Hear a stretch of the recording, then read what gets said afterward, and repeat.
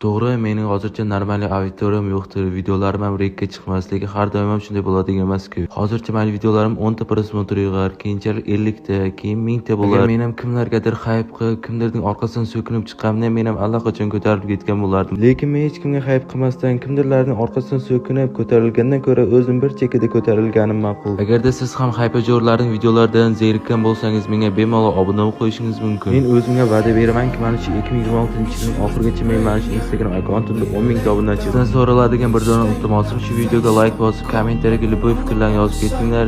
Yo'q, agar men negativdan boshqa hech narsa yozish bilmayman desang, shu negativ fikrlarni ham yozib ketinglar. Negaki o'sha siz yozgan negativ fikr ham mening videom rekka olib chiqishiga sababchi bo'ladi.